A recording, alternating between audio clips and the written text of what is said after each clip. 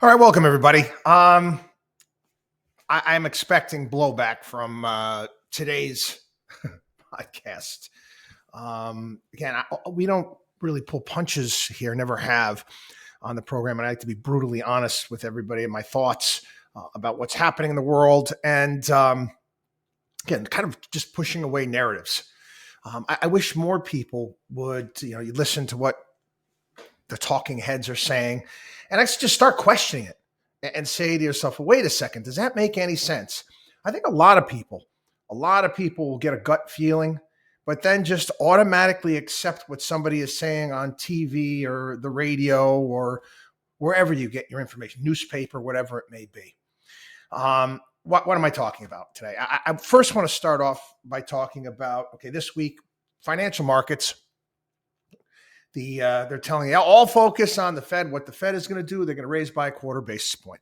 You've got earnings this week from Meta, from Amazon, from Apple, from Alphabet, all the big tech companies, McDonald's, General Motors as well. And you're being told that this is the biggest concern that's out there. It's what everybody really needs to be paying attention to. And of course, this grand search for a recession, whether or not it's going to happen, when it's going to happen, it keeps getting pushed back. A couple economists today, I was on Fox Business this morning, and I'm pushing it back to the end of 23 into early 24. Yeah. Anyway, some of the biggest issues we have right now are the geopolitical.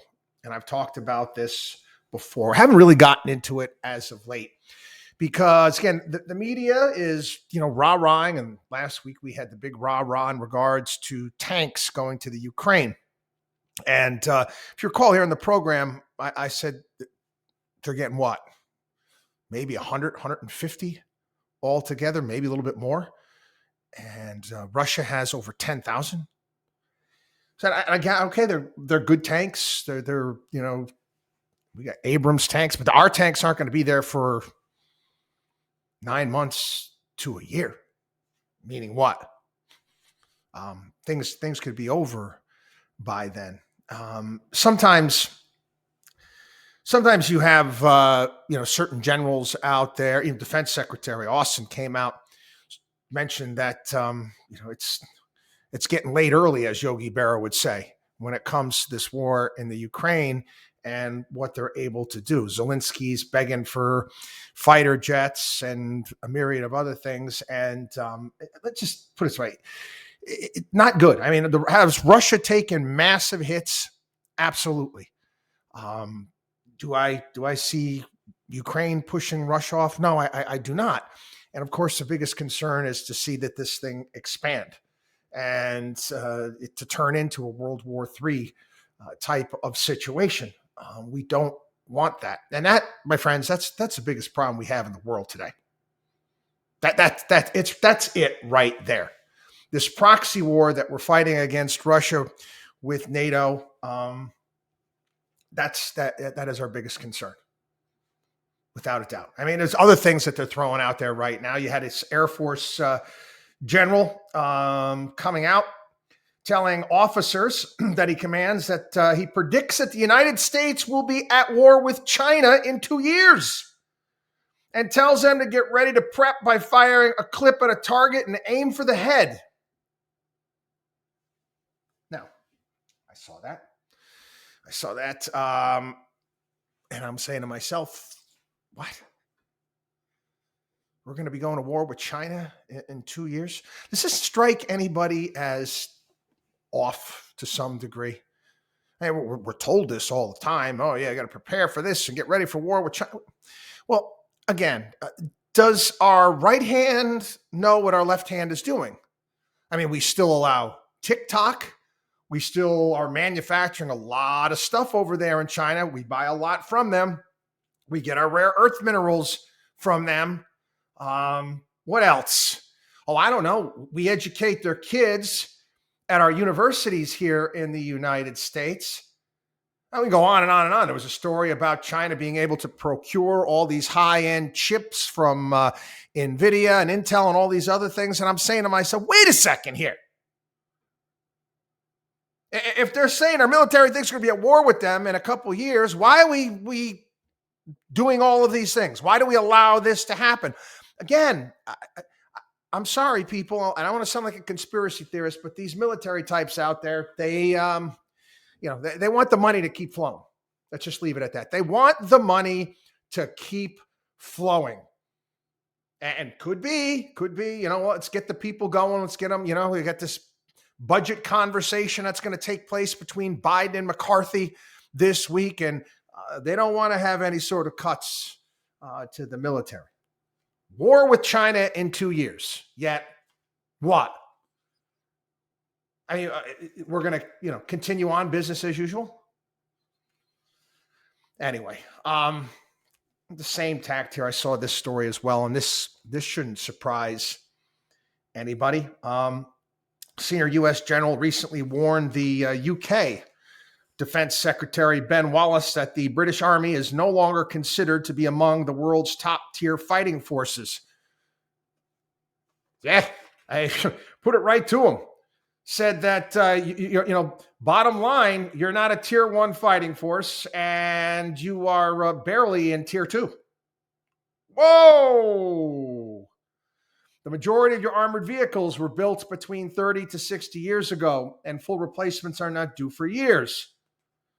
He called tier 1 fighting forces United States, Russia, China, and France. And like I said, they're barely in the second right now. They need to modernize and do all of these things. That ain't freaking gonna happen. Okay? Ain't gonna happen. Why? Why would they? We take care of them now. I know. You might not hear it, but it's true. It's true. They're just going to rely on us. They don't have. Where are they going to come up with the money for that? They have to subsidize people's energy this past winter. Where are they going to come up? Their National Health Service is in disarray. Where are they going to come up with the money to expand and upgrade their military in the UK? Please. And why would they? Why would they? They just have us to do it for them.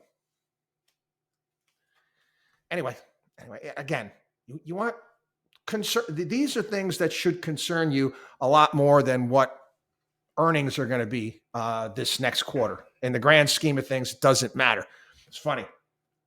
This conversation. I wasn't involved with it. It was like a 2 market participants. One of whom I know, and he's excellent. And another one I don't know, but the one I did know was making the statement. This was on Fox Business this morning.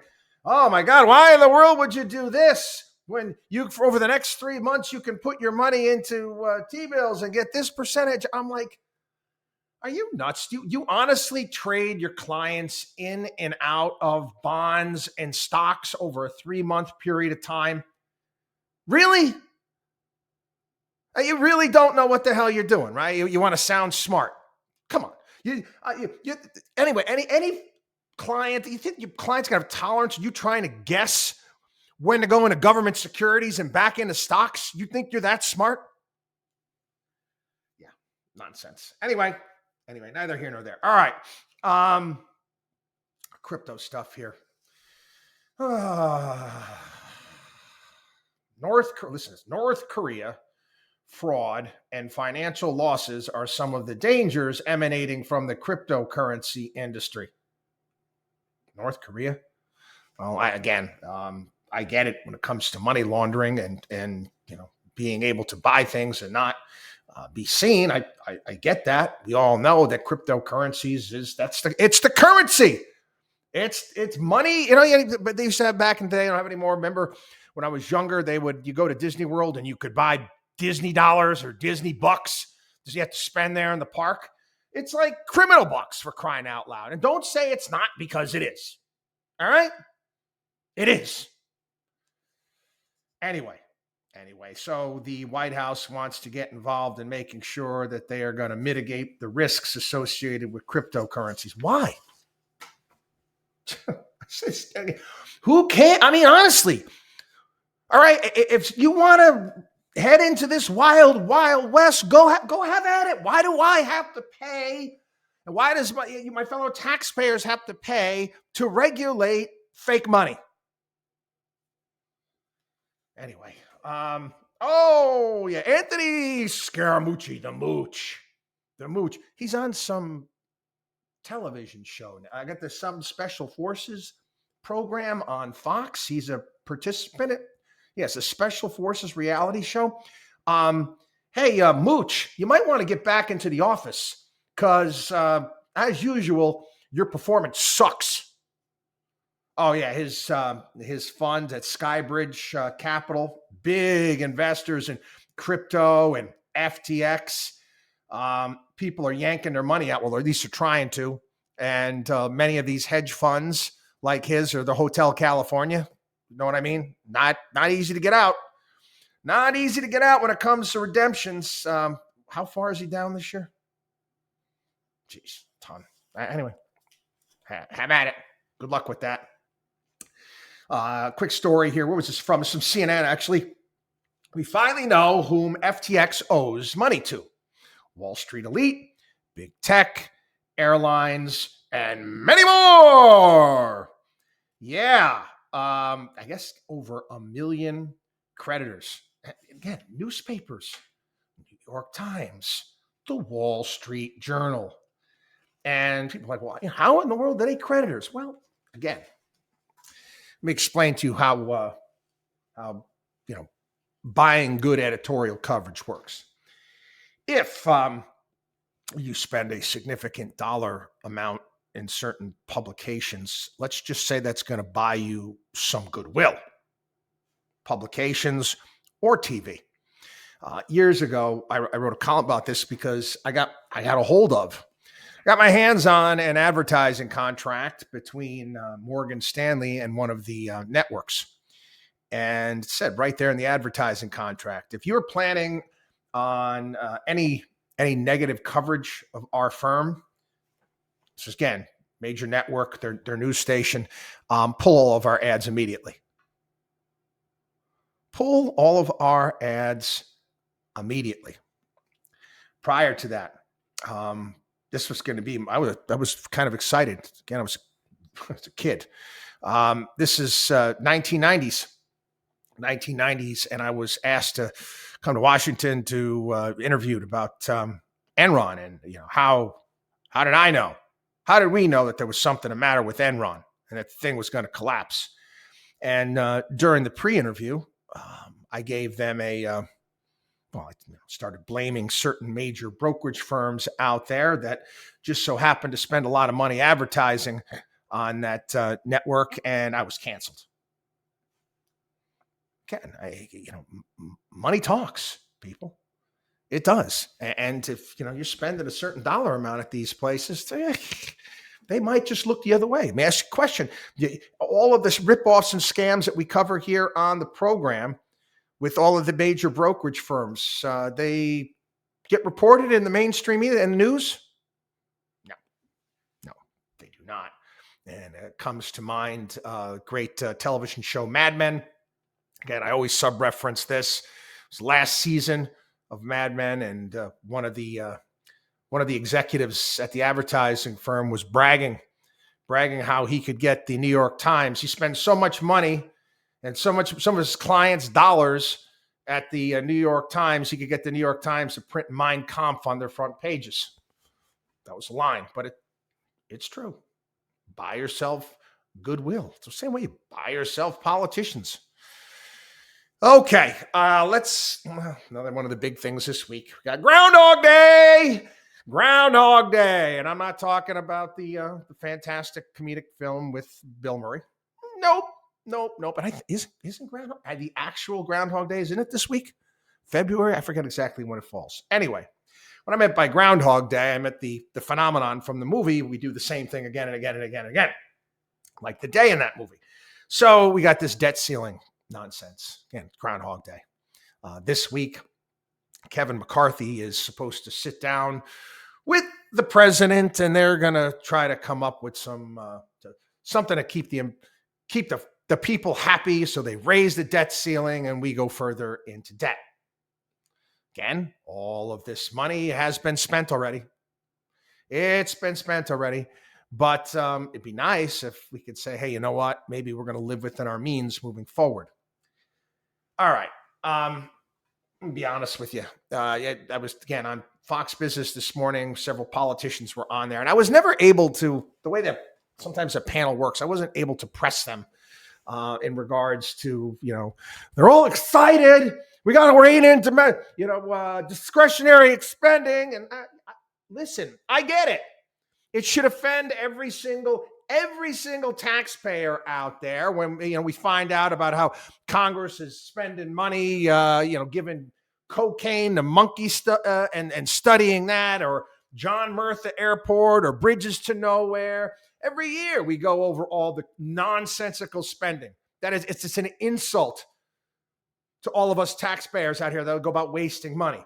If they were to clean all that up, get rid of all the waste and all the problems out there, it's not enough. It's not enough. And Kevin McCarthy already said that they are not going to broach the topic of any sort of entitlement reform. Last time they tried to do entitlement reform was almost 20 years ago. Almost 20 years ago. It was in 2005? Yeah. Almost 20 years ago.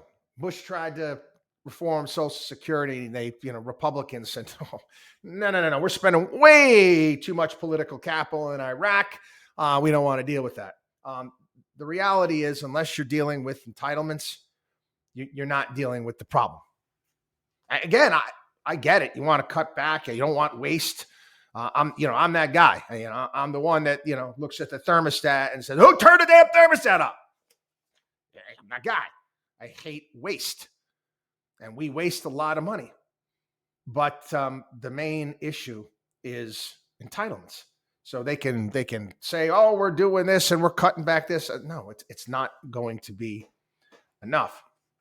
There was a story today from the Mises Institute there, Ryan McCacken, talking about raising Social Security to 75 years of age. Again, try to get that one to fly.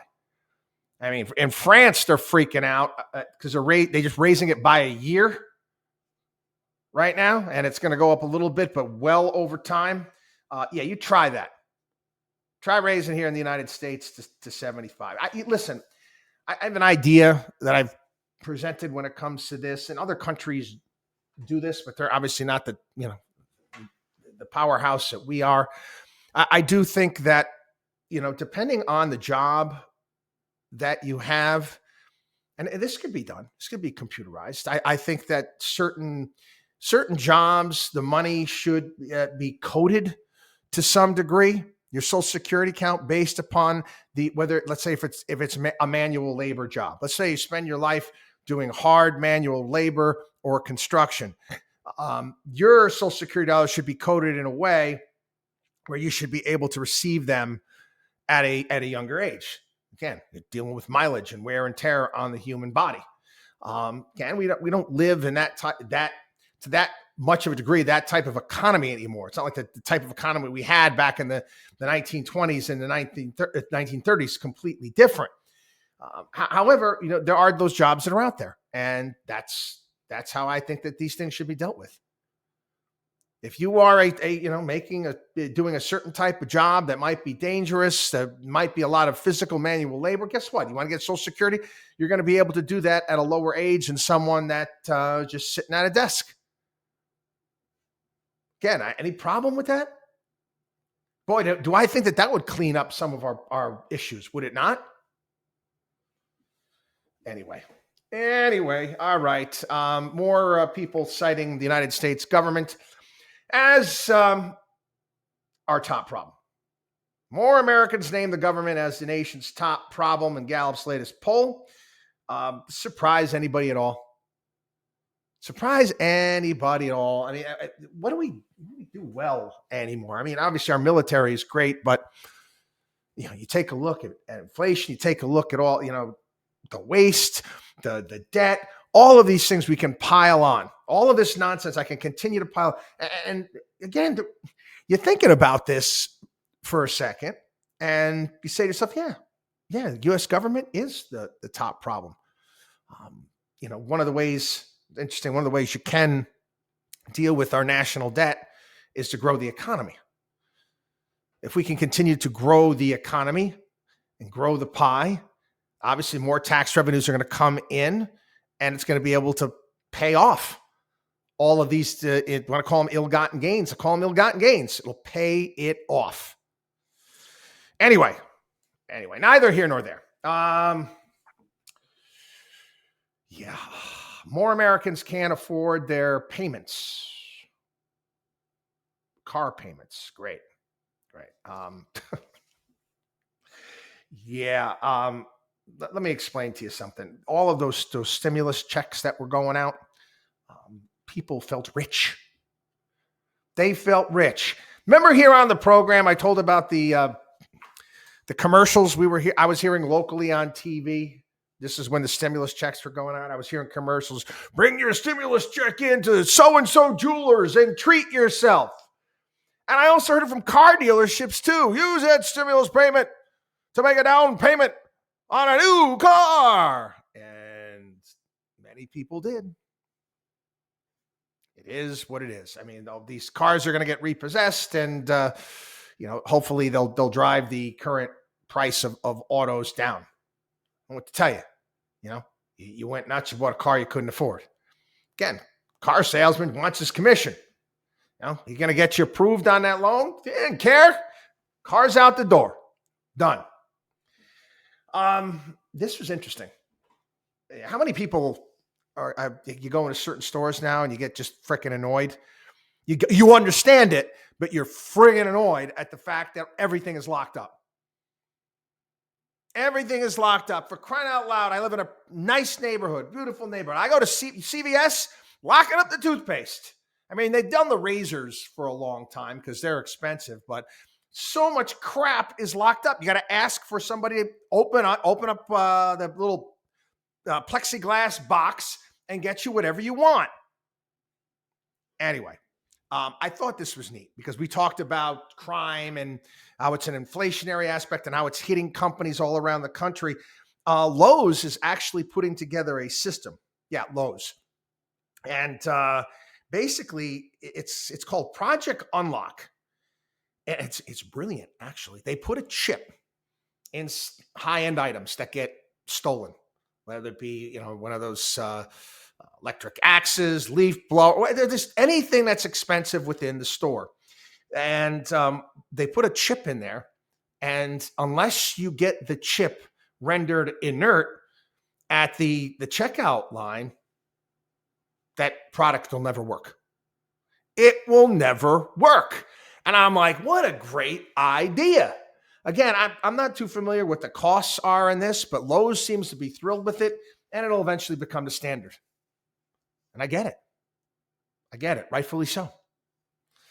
Okay, one more before we go today. Got a couple questions in regards to Google and breaking up Google and how that would go about working. Really simple. Okay, they have to break up Google or they have to divest of certain businesses of theirs. People who are owners in Google, if you own Google stock, Alphabet stock, you will get stock in the company based upon what it's valued at that is being spun off. So let's just we'll call it Alpha Ad. Google decides to spin off Alpha Ad, or the FTC forces them to do that. They spin it off, take it public. You will get shares in that company if you own Google. That's how it works. Inquiring minds wanted to know. I let you know. Anyway, have a great day. WatchDog on WatchDogonWallStreet.com. WatchDogonWallStreet.com. We'll see you.